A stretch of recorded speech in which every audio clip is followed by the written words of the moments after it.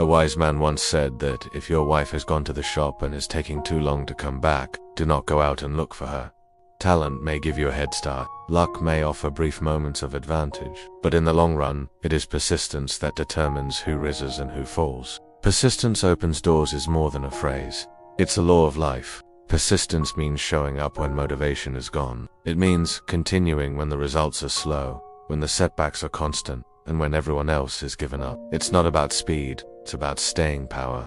Every great achievement, every business, invention, or personal transformation began with a decision to keep going, especially when nothing seemed to work. Most people stop at the first obstacle. The persistent push forward, break through, and eventually reach the doors. Others never had the patience to find. And here's the truth.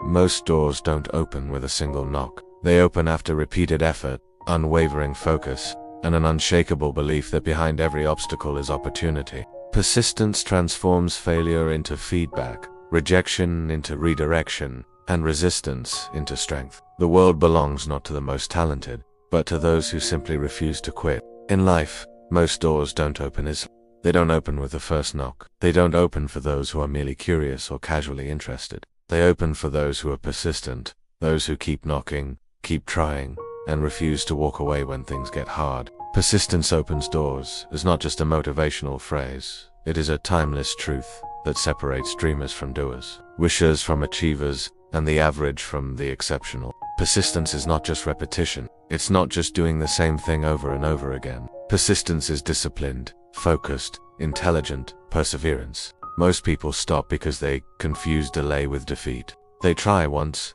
fail, and assume it wasn't meant to be. But success almost never comes quickly. It requires layers of effort, failure, adjustment, and time. In fact, the moment you feel like quitting is often the moment right before something begins to work. With that being said, today's video will explore a very important subject that many men have difficulty understanding: when to hold back and when to strike. This way you can stop worrying about things that do you and concern you and start focusing on things that do. Point no. 1. Do not get into fights that are not yours.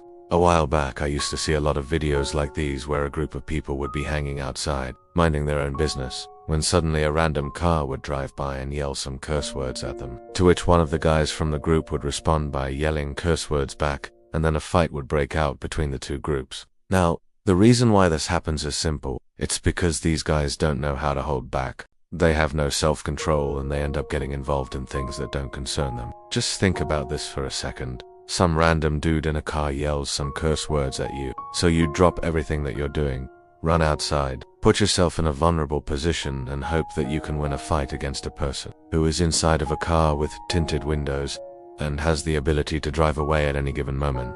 Of course, there might be some exceptions to this rule, but 95% of the time you're only looking to get yourself into trouble.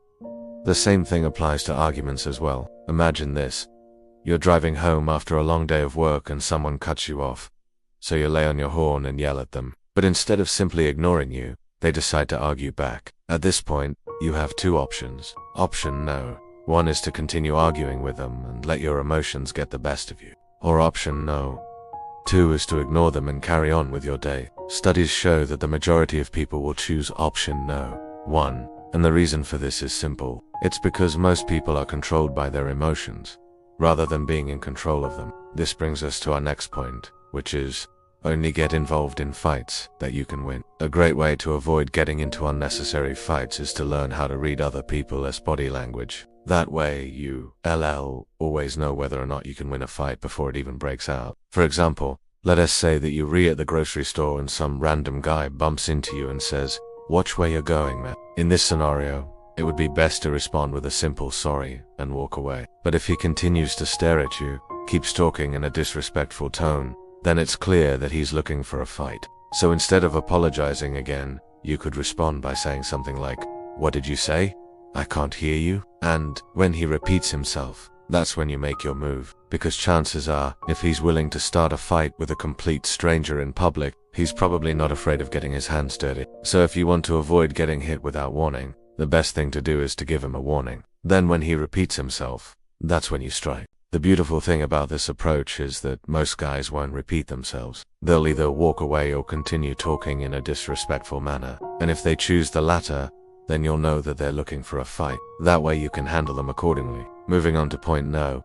3, which is know when to hold back your punches. I remember watching a boxing match years ago where two fighters were going at it. One of the fighters was clearly winning, but the longer the match went on, the more frustrated he became. He kept throwing punch after punch, trying to knock his opponent out. However, every single one of his punches was blocked or dodged. Later on, the losing fighter managed to turn the tables and ended up knocking the other guy out. Looking back, it is safe to say that the first fighter lost the match because he didn't know when to hold back his punches. He threw reckless punches without thinking about the consequences. As men, it's in our nature to be aggressive, and sometimes that aggression gets the better of us. We become so focused on achieving our goal that we forget to calculate the risks. For example, let's say that you're in a business meeting and your boss asks you for your opinion. You want to make sure that everyone knows that you're not afraid to speak your mind. So you give an honest answer. But later on, you realize that everyone is staring at you and your boss looks furious. At this point, you have two options. Option no. 1 is to stand your ground and continue arguing with your boss. Or option no.